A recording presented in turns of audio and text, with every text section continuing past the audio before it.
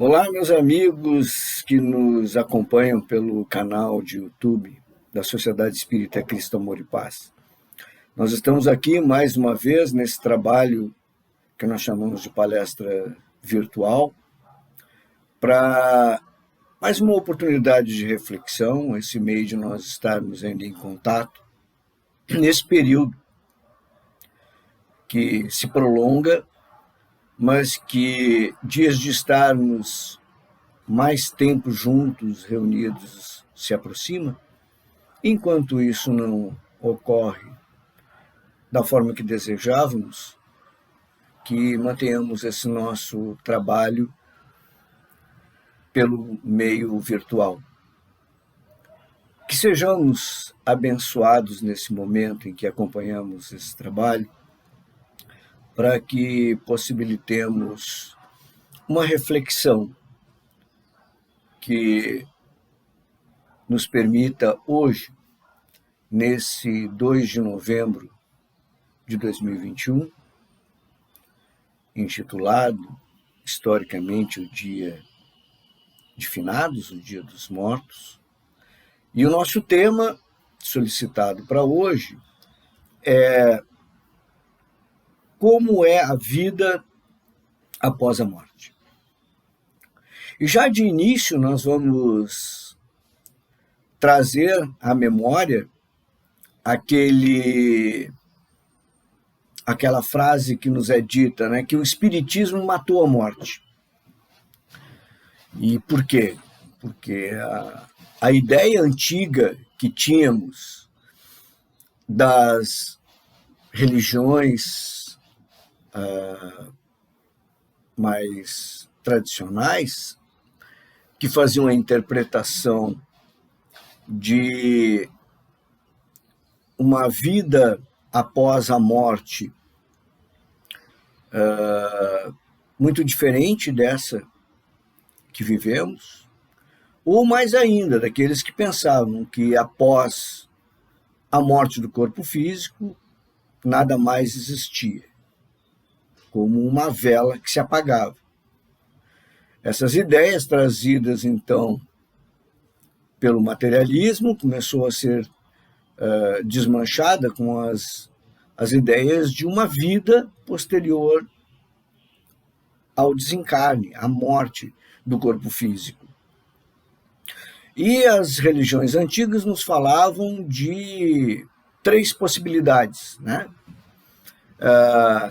Uma delas seria aquele que fez o mal na vida ir para o inferno. Aquele inferno misterioso e difícil de compreender, né? De chamas eternas que não se sabe que combustível alimentava aquelas chamas todas que queimava permanentemente, conduzindo a criatura, então, ao eterno sofrer, né? Sem possibilidades de reaver aquilo que perdeu, numa única existência, às vezes muito frágeis.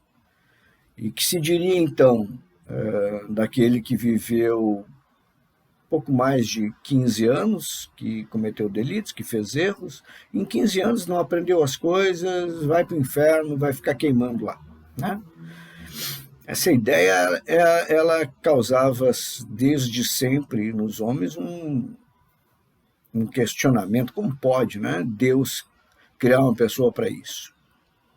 Ou a ideia daquele que era todo perfeito, pleno, maravilhoso, que seguia os dogmas religiosos e esse então iria para um paraíso maravilhoso, dias extraordinários, né, até a eternidade, num local também não muito bem definido e numa circunstância bastante improvável, porque as pessoas cometem muitos erros, né?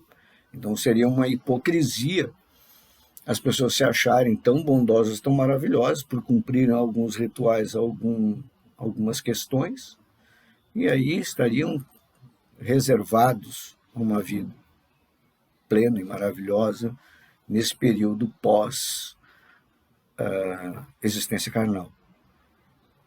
também muito complicado de se compreender, né? Tanto num caso como no outro, nós contestaríamos, mas que Deus seria esse que traria isso para os seus filhos, né? Uma condenação ou uma vida boa e mansa para um ou outro, com méritos muito pequenos, tanto para um lado quanto para o outro.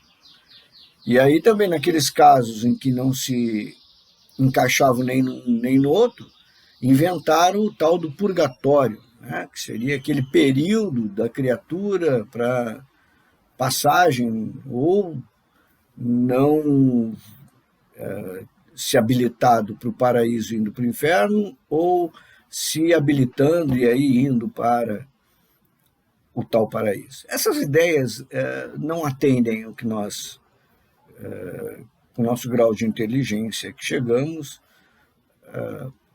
não atende ao nosso raciocínio, né? Ao nosso entendimento. Pois veio o Espiritismo e nos traz uma nova ideia, né? A ideia de que a vida continua.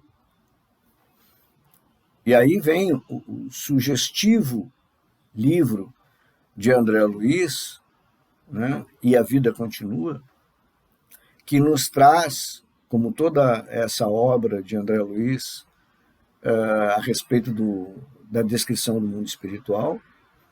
Neste livro, André Luiz nos traz a continuidade da existência, né, dos espíritos de uma forma até bastante didática.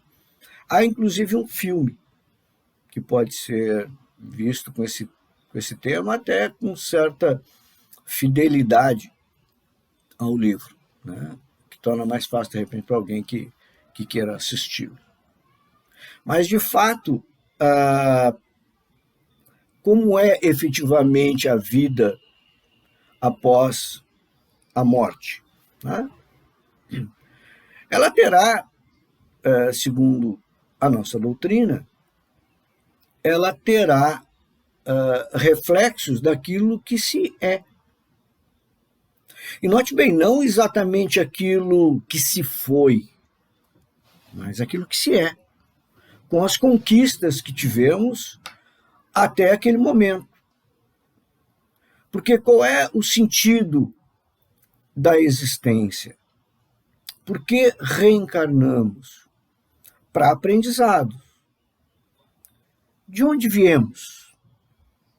Viemos de escolas espirituais, de colônias espirituais, e convencidos de que precisamos melhorar algumas questões da nossa existência, no nosso processo de burilamento, e voltamos ao mundo carnal para experimentar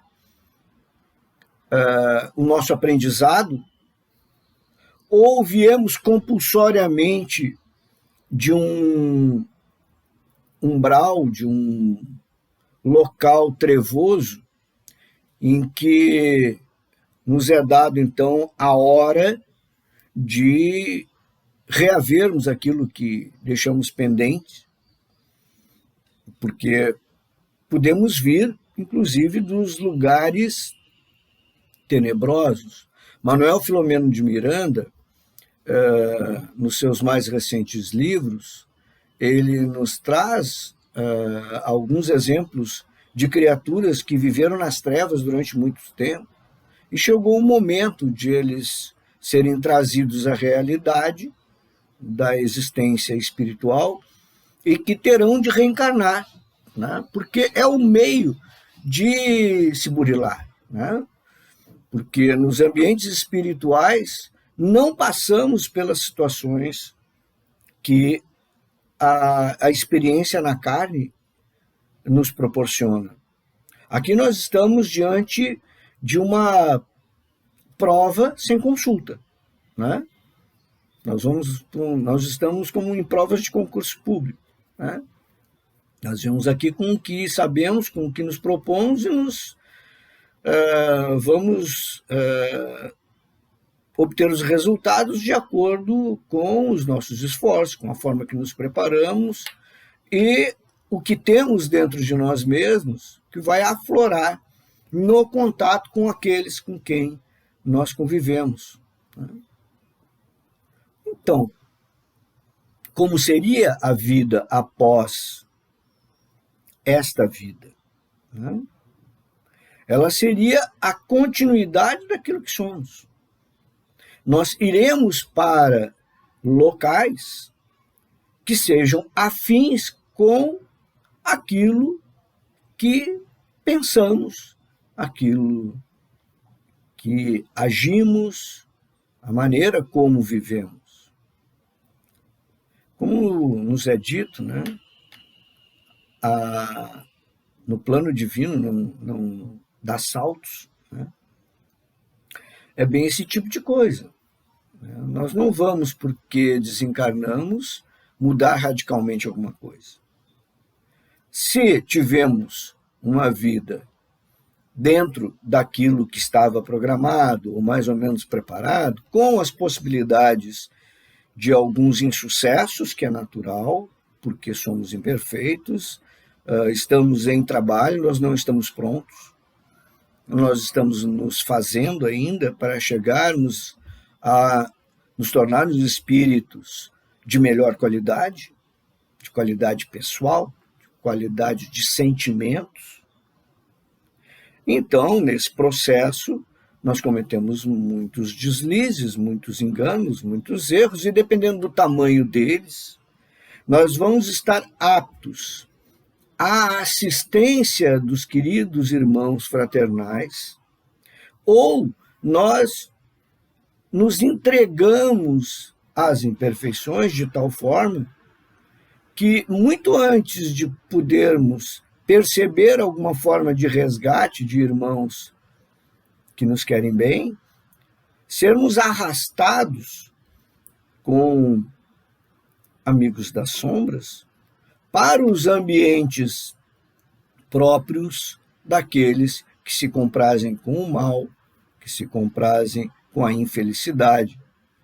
Portanto, vai depender muito mais do que nós vivemos, do grau do nosso aprendizado, do quanto nos modificamos, quanto nos melhoramos para identificar a vida futura, a vida no plano espiritual, que sempre será até o ponto em que estejamos tão melhorados que não teremos a necessidade da reencarnação. Até lá, estaremos indo para o plano espiritual novamente para um preparo de reencarnação, porque ainda teríamos pontos em haver, questões a reparar. A tendência daqueles que têm uma vida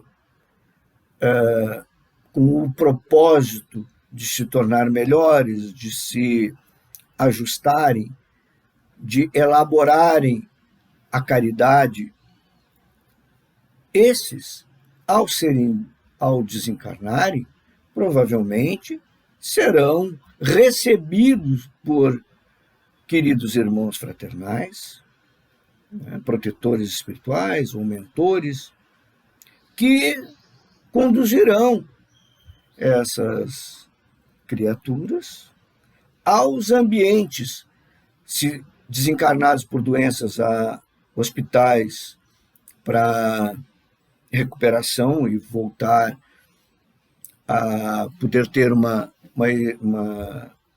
continuidade nos seus aprendizados, ou que já estão aptos, já vão voltar às colônias, frequentar as colônias, para poder rever a sua existência passada e se preparar novamente para outros momentos de aprendizado. Porque essa é a situação que todos nós estamos propostos. Não é? Nós nascemos, vivemos, morremos, aprendemos reencarnamos, morremos, revivemos, né? Como está lá no túmulo do Kardec, em Paris. Né? Nascer, morrer, reviver. Né? Esse é o nosso propósito sempre, de aprendizado, até não mais precisar. E aí seremos luz. Né? Então, a nossa vida após o nosso desencarne será proporcional àquilo que preparamos durante esse período que aqui estivemos e daremos continuidade àquilo que fazemos. Muitos de nós, esforçados no trabalho, iremos de volta para onde viemos, em prováveis colônias espirituais, como o André Luiz nos mostra no Nosso Lar, ou outras, tantas que existem, e ali continuaremos o nosso trabalho de estudo, de preparo, de convívio, revendo as questões que precisam ser revistas e, novamente, nos preparando para retomar uma reencarnação, onde viremos para nos aprimorarmos, viremos também com o objetivo de auxiliar aqueles que também estão no caminho conosco, né? Ajudar aqueles que estão em situações às vezes piores que a nossa, ou seja, o trabalho da caridade. Essa é a nossa existência. Nós vamos nos preparar para voltar para trabalhar a nossa paciência, que às vezes precisa ser trabalhada, a nossa tolerância, né, para tentar reduzir o nosso egoísmo, nosso orgulho, ou seja, trabalhar as nossas virtudes, aprimorar nossas virtudes e corrigir os nossos vícios. Então, a nossa vida após a morte, ela é contínuo trabalho. Porque temos muito que trabalhar. Eu recomendo sempre a obra de André Luiz, né, que ela sempre nos traz uma orientação de como as coisas funcionam depois que a gente reencarna. E nos auxiliam a ter mais atenção com relação àquilo que nós vivemos aqui, porque teremos o reflexo lá adiante.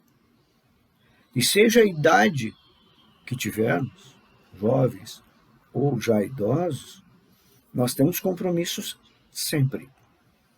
É sempre o nosso objetivo estar trabalhando para nos melhorarmos.